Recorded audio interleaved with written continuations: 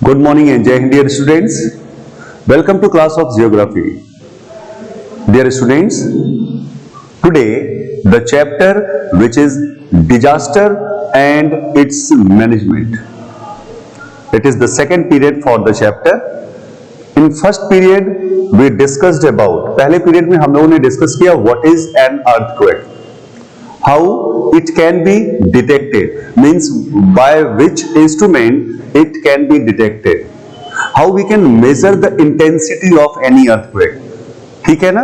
And we discussed about which are the areas which is prone to natural disasters. मैंने ये भी बताया था कि अर्थ पे every year millions of earthquakes आते हैं, but they are go unnoticed, ज्यादातर उसमें से अननोटिस्ड रह जाते हैं बिकॉज उनका जो इंटेंसिटी है वो बहुत कम होता, तो हम उसको फील नहीं कर पाते, we don't felt them. Then we discussed about what should be precautions which should be taken during or just after any natural disaster. तो हम लोगों ने अर्थक्वेक्स के लिए डिस्कस किया था कि अगर अर्थक्वेक्स आ जाए उस समय किस तरह के प्रिकॉशंस लेने चाहिए, and just after an earthquake what precautions should be taken by we people. हमने ये भी डिस्कस किया था कि जो सबसे पहला हेल्प होता है किसी भी नेचुरल डिजास्टर के समय, वो हेल्प किसके द्वारा मिलता है? तो that is by the community. सबसे पहले वो कम्युनिटी के द्वारा हेल्प मिलता है, and the students are the important element और कंपोनेंट ऑफ कम्युनिटी. बहुत इंपॉर्टेंट पार्ट है कम्युनिटी के. सो स्टूडेंट्स शुड नो, उनको बहुत सारी चीजें पता होनी चाहिए. पहले तो उनके पास प्रॉपर ट्रेनिंग होनी चाहिए, और दूसरी चीज उनके पास विल होनी चाहिए कि ऐसे समय में वी विल हेल्प अदर्स, और अगर ऐसा हुआ तो हम डैमेज को कम कर सकते हैं. बहुत सारे प्रिकॉशंस लेकर हम किसी भी नेचुरल हैजार्ड को डिजास्टर बनने से रोक सकते हैं. ठीक है, so today we will discuss about other disasters. So let's start chapter disaster and its management.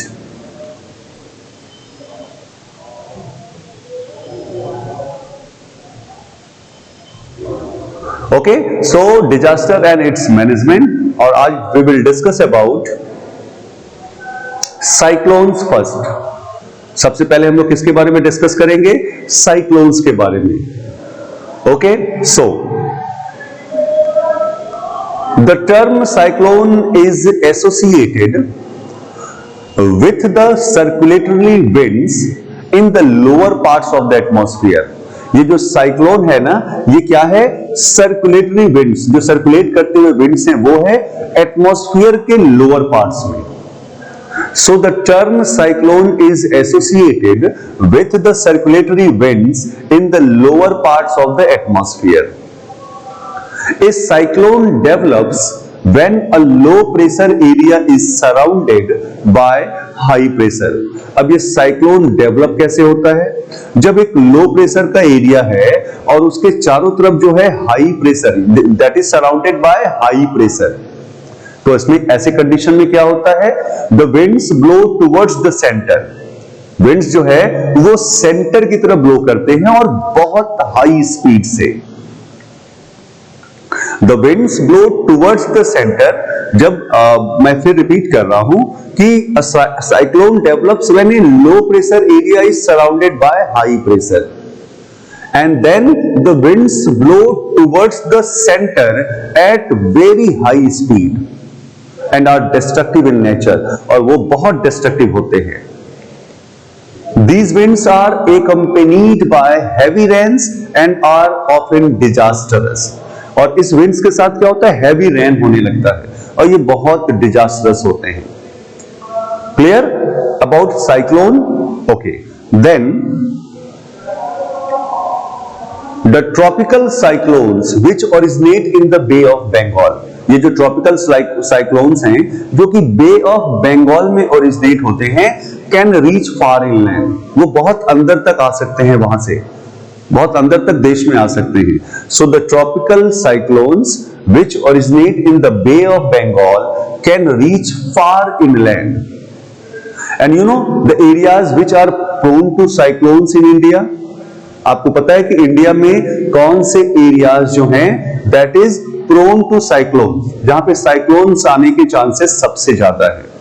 तो वो West Bengal, Odisha, Andhra Pradesh, Tamil Nadu and coastal areas of Gujarat and Maharashtra. These are the areas जहां पर साइक्लोन आने के चांसेस सबसे ज्यादा हैं। I am repeating the name of the states, West Bengal, Odisha, Andhra Pradesh, Tamil Nadu, coastal areas of Gujarat and coastal areas of Maharashtra. Clear? Then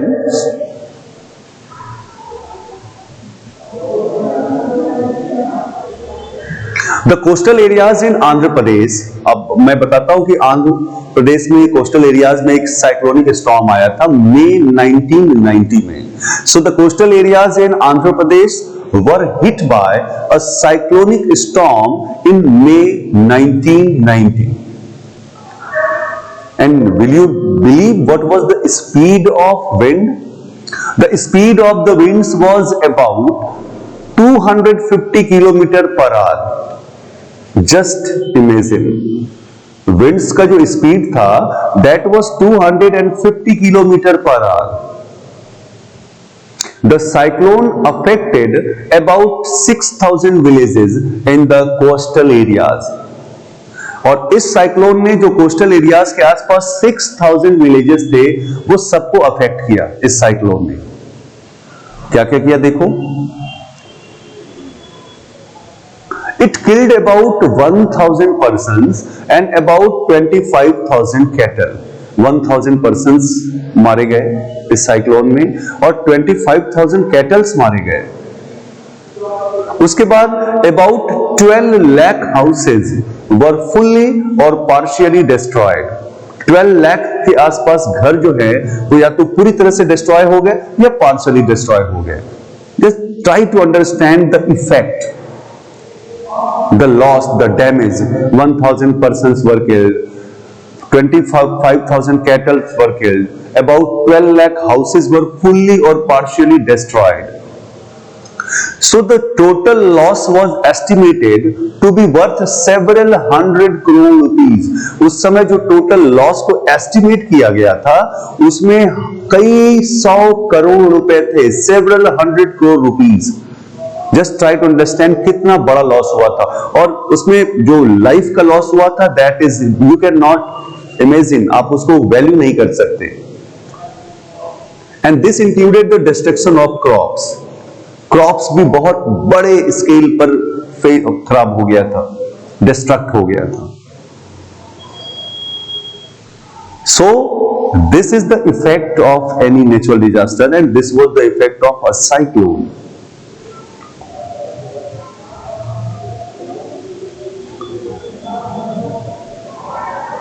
now the Indian meteorological department studies the development and movement of cyclones in and around India. ये आपको याद रखना है, वो department जो cyclones के development या movement की स्टडी करता है that is the Indian Meteorological Department, IMD, Indian Meteorological Department. It studies the development and movement of cyclones in and around India. वो इंडिया में और इंडिया के आसपास जो साइक्लोन्स का डेवलपमेंट और मूवमेंट है it is studied by the Indian meteorological department. Then what they do, they spread warning messages. उसके बाद जब उनको लगता है कि साइक्लोन आने की चांसेस हैं तो what they do, they spread warning messages. वो वार्निंग मैसेजेस देना शुरू करते हैं और किसके थ्रू देते हैं, television and radio.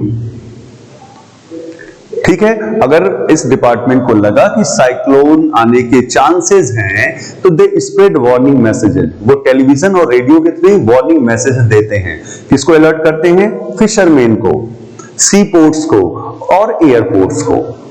They alert fisherman जिससे कि वो समुद्र में न चले जाएं, सीज में न चले जाएं, सी पोर्ट्स को वो अलर्ट हो जाएं, एयरपोर्ट्स अलर्ट हो जाए। क्लियर? अब जो है, what are the precautions that should be taken against cyclones? क्या करना चाहिए अगर साइक्लोन्स आ जाए तो? या उससे पहले भी, listen regularly to weather bulletins on television and radio. अगर आप साइक्लोन प्रोन एरिया में हो तो आपको टेलीविजन और रेडियो पर वेदर बुलेटिन्स डेली सुनना चाहिए।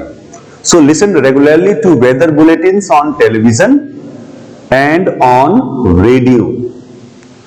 Keep an emergency kit ready at home. हमेशा आपके पास एक इमरजेंसी किट होना चाहिए जिसमें कभी किसी तरह की कोई प्रॉब्लम हो तो आप उसको यूज कर सकें। Okay, then secure your home और move to a safer place before the cyclone hits your area. अगर आपको पता चल गया डिपार्टमेंट की तरफ से कि साइक्लोन आने के चांसेस हैं, तो पहले तो अपने घर को सिक्योर करो, या फिर आप किसी ऐसे प्लेस पर चले जाओ जो सेफ हो। और ये कब करना है? साइक्लोन को आपके एरिया को हिट करने से पहले।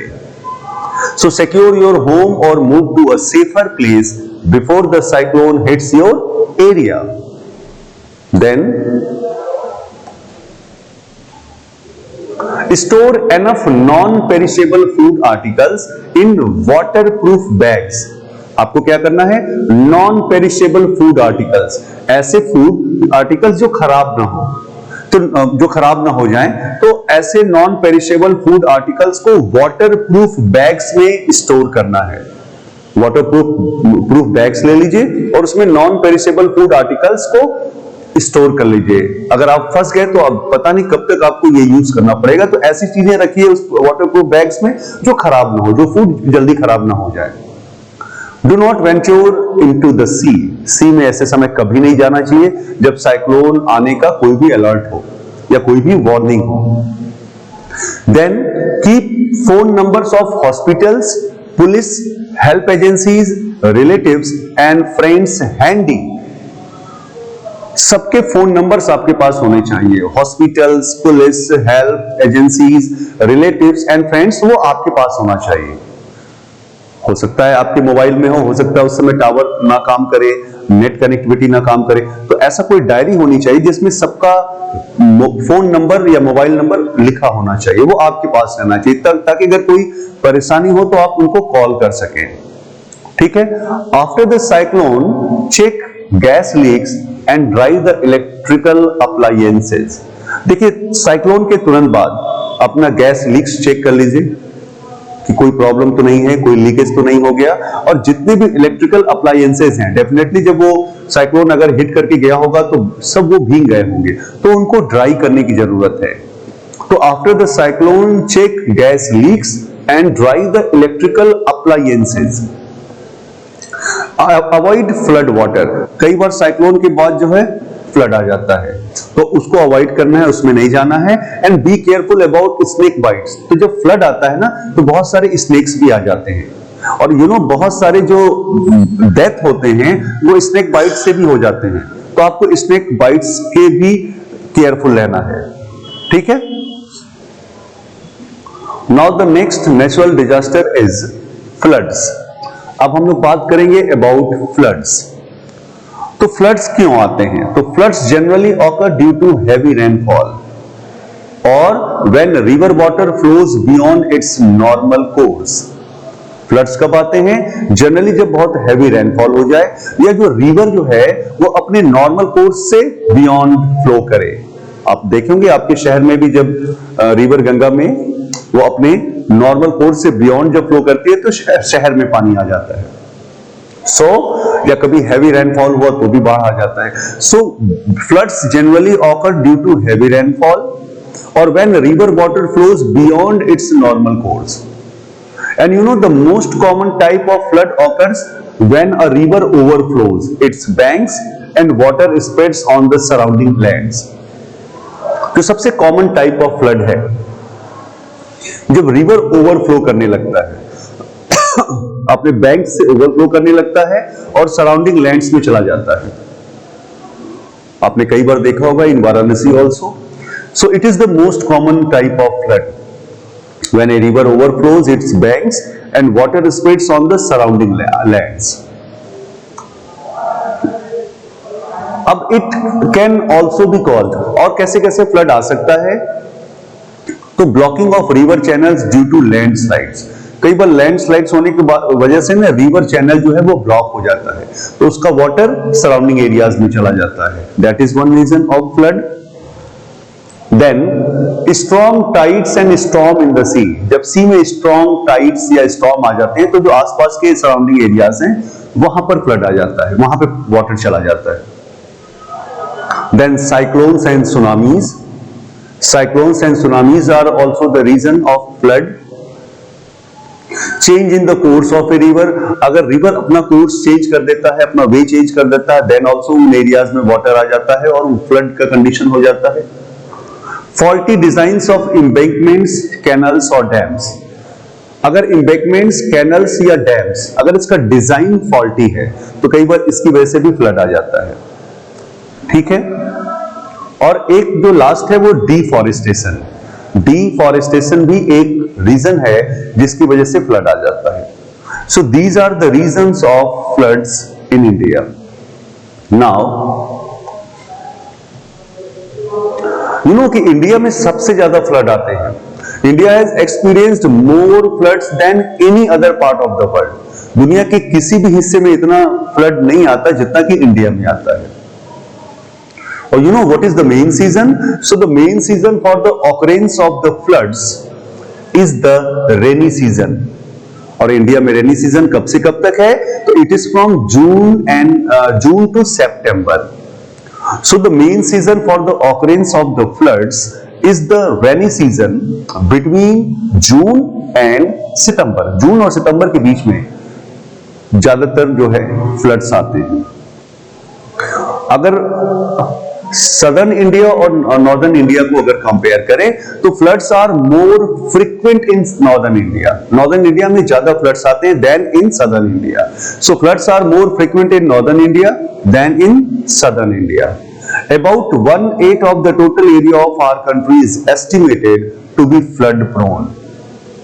हमारे देश का जो 1/8 एरिया है, टोटल एरिया का जो 1/8 है वो फ्लड प्रोन एरिया है, वहां पे फ्लड आने के चांसेस सबसे ज्यादा है। और पता है most of it is in the plains of northern India, और उसमें भी ज्यादातर जो एरिया है वो नॉर्दर्न इंडिया में है, ठीक है। So about 1/8 of the total area of our country is estimated to be flood prone and most of it is in the plains of northern India. You know, floods can cause damage to life and property. Flood जो है ना वो भी life और property को बहुत damage करता है, इवन क्रॉप्स को बहुत डैमेज करता है। तो the central water commission which is CWC, the Central Water Commission forecasts the occurrence of floods in India. ये कौन सा डिपार्टमेंट है? The central water commission CWC। ये इंडिया में फ्लड्स के ऑकरेंस का फोरकास्ट करता है, ये पूर्वानुमान लगाता है कि कब कहां पर फ्लड आने के चांसेस हैं। तो the department is the central water commission, ठीक है। Keep it in your mind, इसको याद रखिए। Now what we have to take precautions against flood. Flood के समय हमें क्या प्रिकॉशन लेनी चाहिए? तो know the locations and routes of safe shelters. ऐसे कंडीशन में आपको सेफ शेल्टर्स के लोकेशन और रूट्स पता होने चाहिए, क्योंकि जब फ्लड आ जाता है ना तो कुछ भी समझ में नहीं आता, डायरेक्शन कहां है, रोड कहां है, कुछ भी आइडिया नहीं लगता। तो know the locations and routes of safe shelters. Then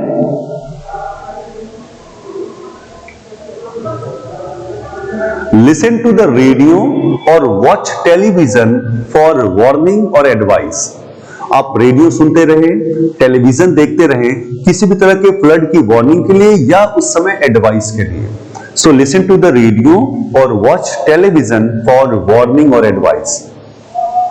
keep the first aid kit ready specially for diarrhoea and snake bites. आपको फर्स्ट एड किट हमेशा तैयार रखना होगा अगर आप फ्लड प्रोन एरियाज में हैं। स्पेशली डायरिया के लिए, क्योंकि जब फ्लड आता है ना तो वाटर कॉन्टेमिनेट हो जाता है, गंदा हो जाता है, उसमें सबसे ज्यादा जो बीमारी होती है वो डायरिया होती है। तो उसके लिए फर्स्ट एड किट, और मैंने पहले भी बताया था कि फ्लड के समय में स्नेक बाइट्स बहुत होते हैं, तो इन दोनों के लिए आपको you have to keep the first aid kit ready. Clear? Then keep strong ropes for tying things. आपको ना रस्सी बहुत मजबूत जो स्ट्रॉन्ग रोप्स है वो रखना पड़ेगा, जिससे सारी चीजों को आप बांध दें, जिससे वो बह के न चले जाए। Then keep a radio, torch, match box, candles and spare batteries. आपको आपके पास रेडियो रखना चाहिए, टॉर्च होनी चाहिए, मैच बॉक्स होने चाहिए, कैंडल्स होनी चाहिए और स्पेयर बैटरीज होनी चाहिए, जैसे रेडियो या टॉर्च में जब भी लगाने की जरूरत हो तो आप उसको यूज कर सकें। Then keep adequate stock of fresh water, food articles and kerosene. आपको फ्रेश वाटर का एडिकेट स्टॉक रखना पड़ेगा, फूड आर्टिकल्स रखने पड़ेंगे और केरोसिन ऑयल रखना पड़ेगा। ये सब बहुत हेल्पफुल होते हैं उस समय। उसके बाद कीप वाटरप्रूफ बैग्स। आपको वाटरप्रूफ बैग्स भी रखने पड़ेंगे अपने पास, जिससे कि कभी जरूरत हो तो आप अपने फूड आर्टिकल्स और क्लोथ्स को उसमें रख सके, पैक कर सके। So keep waterproof bags for packing food articles and clothes. Keep bamboo sticks to ward off snakes. Bamboo की स्टिक्स रखनी पड़ेगी आपको, जिससे कि आप स्नेक्स को भगा सके या उसको हटा सके वहां से। That is very important. So keep bamboo sticks to ward off snakes. Do not enter the flooded areas of unknown depth. देखो बहुत सारे जो डेथ होते हैं वो डूबने से हो जाते हैं फ्लड के टाइम में, तो आप ऐसे फ्लडेड एरियाज में इंटर ना करें जहां पर आपको गहराई या डेप्थ का बिल्कुल पता ना हो। डोंट गो और do not inter. Switch off power and electrical appliances. ऐसे समय में इलेक्ट्रिकल अप्लायंसेज और पावर उसको स्विच ऑफ कर दीजिए, नहीं तो वो करंट लगने के चांसेस हैं। तो so switch off power and electrical appliances. Then drink only boiled water and eat only fresh cooked food. Flood के कंडीशन में हमेशा बॉइल्ड वाटर पीना चाहिए। So drink only boiled water and eat only fresh cooked. Fresh बनाया हुआ खाना ही खाना चाहिए, वरना बीमार होने के चांसेस होते हैं। So drink only boiled water and eat only fresh cooked food. Then take help from disaster management teams and other agency. अगर आप किसी ऐसे एरिया में फंस गए हैं तो आप डिजास्टर मैनेजमेंट की टीम से हेल्प लीजिए या दूसरे एजेंसी से हेल्प लीजिए। They will help you and they will save you. Okay, so dear students, today we discussed about cyclones and floods. We discussed about precautions which should be taken during and after just cyclone or floods. I hope it is very important and very beneficial for you people. So please read all the topics again, and in next class I will discuss the other topics of the chapter. Till then, thank you and have a nice day.